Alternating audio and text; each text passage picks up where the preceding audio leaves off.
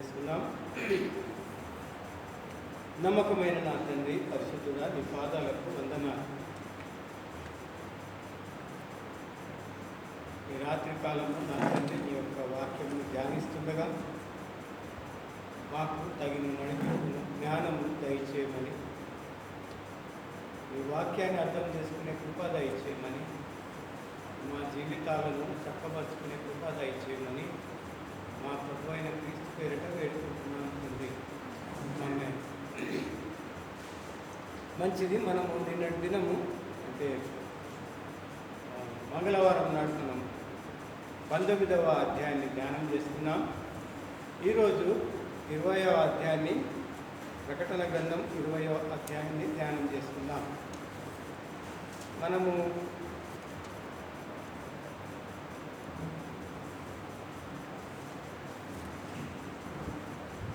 రెండవ వచనము చూసినప్పుడు, సరే 20వ అధ్యాయం మొదటి వచనం. మరియు పెద్ద సంఖ్యలను చేత పట్టుకొని అగాధము యొక్క తాళపు చెవి గల ఒక దేవదూత పరలోకం నుండి దిగివచ్చుట చూచి తిని. అగాధము యొక్క తాళపు చెవి పట్టుకొని ఒక దేవదూత. మనము సంఘాల గురించి మాట్లాడుతున్నప్పుడు కూడా ఆ తాళపు చెవి గురించి మనము గమనించినాం. ఆ తాళపు చెవి ఎవరి దగ్గర ఉంటుంది అని కూడా మనము మాట్లాడుతున్నాం.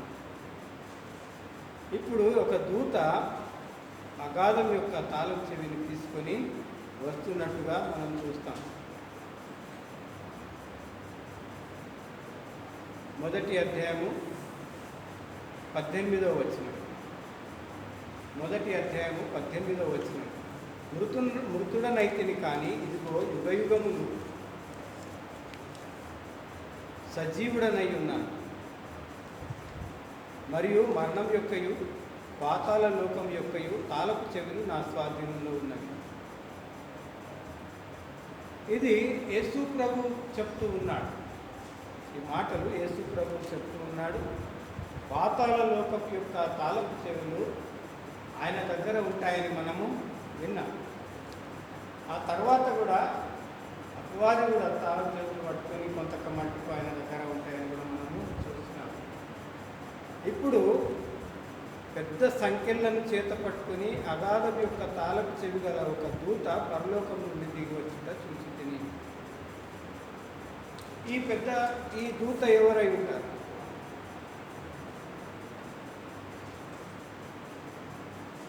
దూత ఎవరై ఉంటారు? ఇంతకుముందు మనం చదువుకున్నాము. ఆ తాళపు చెవులు యేసు ప్రభు దగ్గర ఉంటాయి. ఆయన టైం బీయింగ్ ఎవరికైనా కూడా ఇవ్వచ్చు. ఎందుకు అనంటే, మనం 19వ అధ్యాయం చూసినప్పుడు 11వ వచనము, 19-11. మరియు పరలోకము తెరవబడి ఉండుట చూసి తిని, అప్పుడు ఇదిగో తెల్లని గుర్రం ఒకటి కనబడెను. దాని మీద కూర్చుంటున్నవాడు నమ్మకమైన వాడును సత్యవంతుడును అను నామం గలవాడు. ఆయన నీతిని బట్టి విమర్శ చేయించి యుద్ధం జరిగించుతున్నాడు. మీరు 19వ అధ్యాయం చదువుతూ ఉంటే 20 దానికి కంటిన్యూషన్లో వస్తూ ఉన్నాయి. ఒకవేళ యేసు ప్రభు అయితే తాళపు తెరుస్తుండే అని తెలిసినాడు అని అంటుండే, కంటిన్యూషన్లో వస్తున్నాడు. సో యేసు ప్రభు గారు ఇంకొక దూత తాళం చెవిని పట్టుకొని వస్తూ ఉన్నాడు. Continuation 19 and 20 it is continue chapters.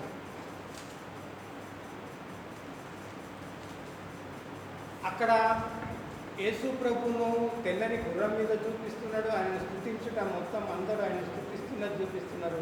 ఆ తర్వాత 20వ అధ్యాయానికి వచ్చేసరికి ఒక దూత తాళం చెవిని పట్టుకొని వచ్చినాడు.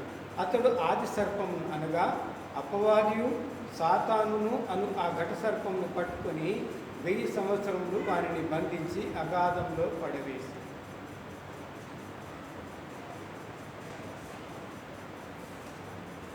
Who are you? పిల్లలు. అతడు ఆ ఆది సర్పము అంటే ఇంగ్లీష్లో ఏముందమ్మా? Old snake. Who is the devil? Old snake. Old snake ఎక్కడ ఉండింది అది? Eden. ఏదేను వనంలో ఉండింది. ఆది సర్పం అంటే ఏదేను వనంలో మొట్టమొదటగా ఉన్న సర్పం, ఆది సర్పము అదే అపవాది. దాని పేరు అపవాది, సాతాను, అబద్ధికుడు, మోసగాడు, దొంగ, గర్విష్టి, ఇక రకరకాల పేర్లు వాడి. ఆ ఆది సర్పం అనగా అపవాదియు సాతానును అను ఆ ఘట సర్పం. మనం దానిని ప్రకటన గ్రంథంలో ఘట సర్పం అనే పేరుతో కూడా మనం చూసినాం. ఆ ఘట సర్పంను పట్టుకొని 1000 సంవత్సరములు వారిని బంధించి అగాధంలో పడవేస్తాం. ఇప్పుడు మనము ఏమనుకున్నాము? ఈ దూత వేరొక దూత అనుకుంటున్నాం. ఘట సర్పమును ఆది సర్పమును బంధించిన వాడు కాబట్టి యేసు ప్రభు వాడు కూడా మనము అనుకో. So there are 2 probabilities. ఎక్కువ మట్టుకు మనం యేసు ప్రభునే తీసుకుంటాం. ఈ ఘట సర్పమును 1000 సంవత్సరాల కొరకు ఆయన ఎక్కడ పడేసినాడంట? అగాధములో బంధించి పడవేసి. Will be there for 1000 years. 1000 సంవత్సరాల కొరకు వాడు అక్కడ ఉంటాడు. ఆ 1000 సంవత్సరములు గడిచి వరకు ఇక జనములను మోసపరచకుండాట్లు అగాధమును మూసి దానికి ముద్ర వేసెను. అటు పిమ్మట వాడు కొంచెము కాలము విడిచిపెట్టబడవలెను. 1000 సంవత్సరాల వరకు వాడు అందులో ఉంటాడు. సీల్ వేసి పెట్టిన వాడిని అందులో వేసిన తర్వాత ఆ సీల్ వాడు తెంపుకోలేడు. సీల్ని ఎవరు తెంపుకున్నారు? ముద్ర వేసిన దాన్ని ఎవరు తెంపుకున్నారు? యేసు ప్రభు. ఆయనను చనిపోయిన తర్వాత అందులో పెట్టినాక, ఆ సమాధిలో పెట్టిన తర్వాత ముద్రలు వేసారు కదా. రాణువ వారు ఏం చేశారు? ముద్రలు వేసారు. ఆ ముద్రలు ఎవరు తెంపేసారు? యేసు ప్రభు తెంపుకొని బయటకు వచ్చారు. ఇక్కడ వీరిని సీల్ వేసి పెట్టిండ్రు. వీడు 1000 సంవత్సరాలు అందులోనే ఉంటాడు. కంపారిజన్స్ చేసుకుంటూ పోవాలి మనం. అటు పిమ్మట వాడు కొంచెం కాలం విడిచిపెట్టబడవాలని, వాని ఇష్టంతో కాదు, దేవుని ఇష్టం చేత వాడు కొంతకాలం మట్టుకు విడిచిపెట్టబడతాడు. అది కూడా 1000 సంవత్సరాల తరువాత. అంతటా సింహాసనములను చూచి తిని, ప్లూరల్, సింహాసనములను చూచి తిని, సింహాసనములను అనేకమైనవి, సింహాసనములను చూచి తిని వాటి మీద ఆసీనులై ఉండు వారికి విమర్శ చేయుటకు అధికారం ఇవ్వబడింది. వాటి మీద ఆసీనులై ఉండు వారికి, తిమోతికి రాసిన 2వ పత్రిక 2:12. తిమోతికి రాసిన 2వ పత్రిక 2:12.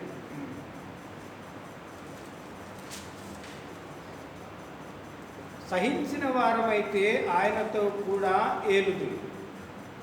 పౌలు భక్తుడు చెప్తున్నాడు, సహించిన వారమైతే ఆయనతో కూడా ఏలుదు. VVT ruling.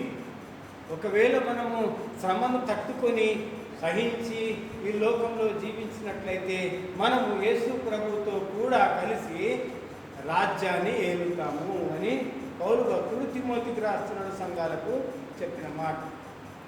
ఇక్కడ ఈ సింహాసనముల మీద కూర్చుని వాటి మీద ఆసీనులై ఉండి వారికి విమర్శ చేయుటకు అధికారం. ఈ విమర్శ అంటే టు జడ్జ్, తీర్పు తీర్చుటకు వారికి అధికారము ఇవ్వబడి ఉంది. మరియు క్రూర మృగమునకైనను దాని ప్రతిమకైనను నమస్కారము చేయక తమ నొసళ్ళ యందు కానీ చేతుల యందు కానీ దాని ముద్ర వేయించుకొనని వారిని యేసు విషయమై తామిచ్చిన సాక్ష్యము నిమిత్తమును దేవుని వాక్యము నిమిత్తమును శిరచ్ఛేదనము చేయబడిన వారి ఆత్మలను చూస్తుంది. ఇక్కడ యోహాను భక్తుడు ఒక అద్భుతాన్ని చూస్తూ ఉన్నాడు. సింహాసనాలను చూస్తూ ఉన్నాడు. ఆ సింహాసనముల మీద అనేకులు కూర్చుంటుట చూస్తూ ఉన్నాడు. వారు విమర్శ చేయుటకు అధికారము పొందినవారు అని కూడా గ్రహిస్తూ ఉన్నాడు. వారు ఎవరై ఉంటారు? వారు హతసాక్షి. హతసాక్షులు ఎవరు? స్టెఫెను, పౌలు, పేతురు, ఇలాంటి శిష్యులు, భక్తులు అందరూ కూడా హతసాక్షులు. వాళ్ళకక్కడ సింహాసనములు వేయబడి ఉన్నాయి. తరువాత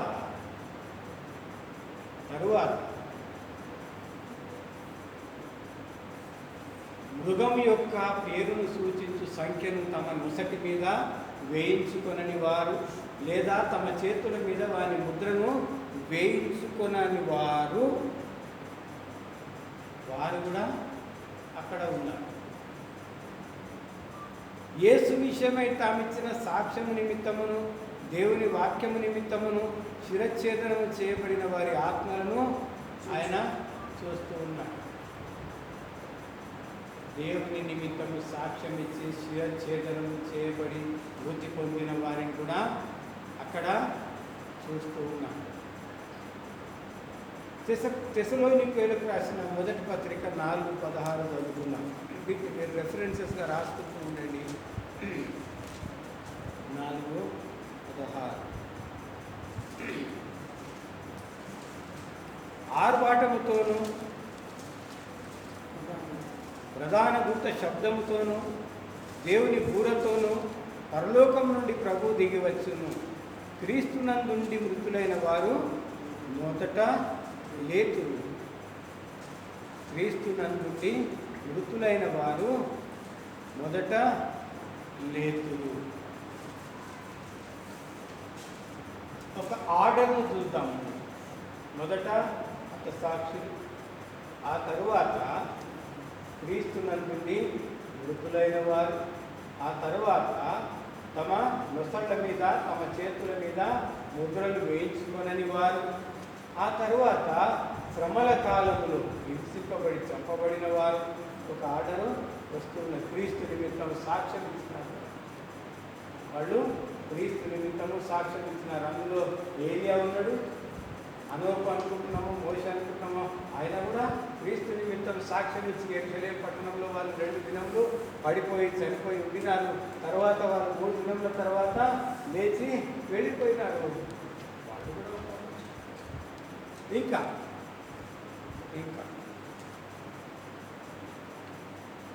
యేసు విషయమై తామిచ్చిన సాక్ష్యము నిమిత్తమును దేవుని వాక్యము నిమిత్తమును శిరచ్ఛేదనము చేయబడిన వారి ఆత్మలను చూచి తిని. ఒకవేళ నాకు సీజన్ తెలియకపోవచ్చు, నేను బట్టతోటి దొరని నేను చూడలేదు, డోరెంత మీరు చూసిండొచ్చు, నేను చూడలేదు, మీరు చూసినారు కదా. మొదటి పాంక్రాజు మీరు చూడలేదు, నేను కూడా చూడలేదు.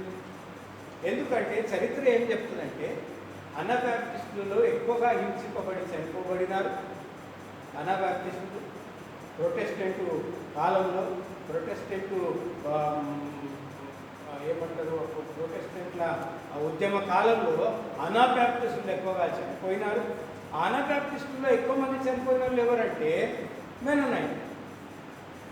అనబాప్టిస్టుల్లో 100 మంది అనబాప్టిస్టులు చనిపోతే అందులో 80% మంది మెనోనైట్లే ఉన్నారు. వాళ్ళందరికీ మనం అక్కడ చూస్తామే. వాళ్ళందరికీ మనము అక్కడ చూస్తాం. క్రీస్తు నిమిత్తము సాక్ష్యం ఇచ్చినారు, శిరచ్ఛేదనము చేయబడినారు, వాడు సింహాల బోనులలో వేయబడినారు పౌలు కాలంలో. ఆ తర్వాత కాలంలో ఈ రిఫర్మేషన్ కాలంలో సలసల కాగుతున్న నూనెల్లో వేసి చంపిన, కాళ్ళను చేతులను కట్టివేసి సముద్రంలో పడివేసి, కొయ్యలకు కట్టివేసి మంటలు పెట్టి చంపిన అటువంటి వాళ్ళను మనం ఎక్కడ చూస్తాం? ఆ రోజు దేవుడి సన్నిధిలో ఆ సింహాసనముల పైన వారిని చూస్తాము. వాళ్ళు విమర్శ చేయుటకు అధికారమును పొందినవారు.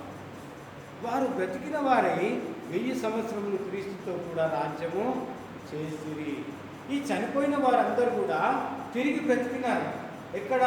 ఆ పైలోకంలో. అందుకే మనం అక్కడ వాక్యం చెప్పుకుంటే చనిపోయిన దగ్గర ఆమె ఇక్కడ కళ్ళు మూసింది, అక్కడ వేసింది, ఆయన ఇక్కడ కళ్ళు మూసిండు, అక్కడ తీసుకుందని చెప్తున్నాం.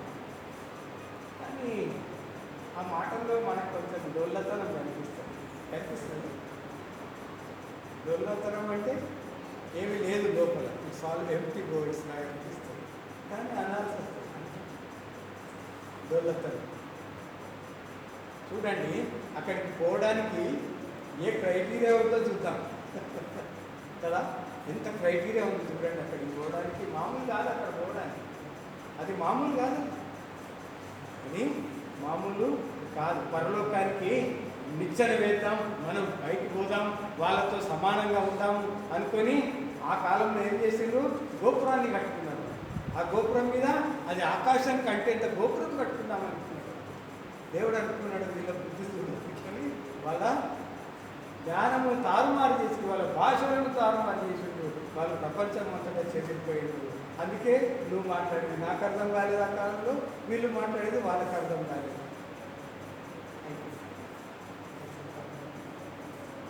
బాబెలు. ఆ తర్వాత ఇప్పుడు కూడా మనుషులు బాప్తిసం తీసుకుంటే సరిపోయింది, మనం పోతున్నాం అంటున్నాం. బాప్తిసం తీసుకుంటే సరిపోయింది, మనం పోతున్నాం అనుకోండి. This is called as first resurrection. జ్ఞాపకం పెట్టుకున్నాం. There will be 2 resurrections. This is called as first resurrection. ఇది మొదటి పునరుత్థానంగా దీన్ని తీసుకున్నాం మనం. ఈ మొదటి పునరుత్థానంలో ఎవరు ఉంటారంటే ఆది సంఘములో హింసింపబడి చనిపోయిన వారు అపోస్తలులు, ఆ తరువాత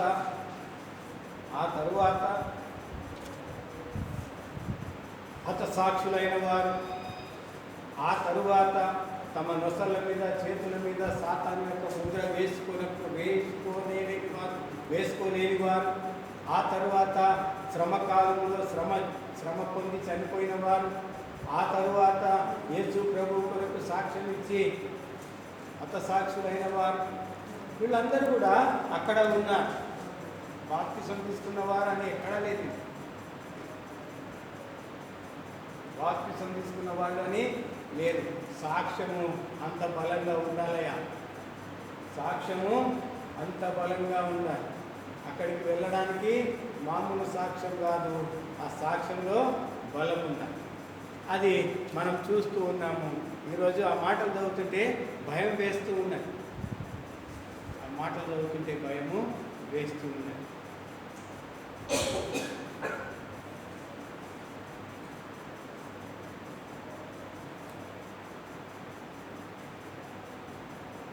కొర్నేలియస్ ఉండు,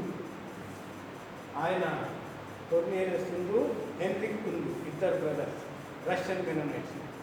హెన్రిక్ ఉండు ఎక్కడ చేసిందంటే హన్మకొండ ప్రాంతంలో చేస్తే, కొర్నేలియస్ ఉండు సూర్యాపేట మరియు నల్గొండ ఆ ప్రాంతాల్లో సేవ చేసింది.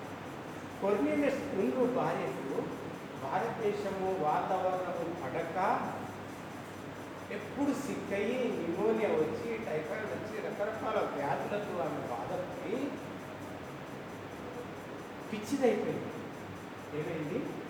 పిచ్చిది అయితే కూడా ఆయన అట్లనే ఆమెతో ఓపికగా పోతాం. అప్పుడు మిషన్స్ అడ్మినిస్ట్రేషన్ కమిటీ అని ఒకటి ఉన్నది, ఫారెన్ బోర్డు ఒకటి ఉంటుంది. వాళ్ళు ఫారెన్ బోర్డుకు రాస్తారు, మ్యాక్ ఫారెన్ బోర్డుకు రాస్తారు.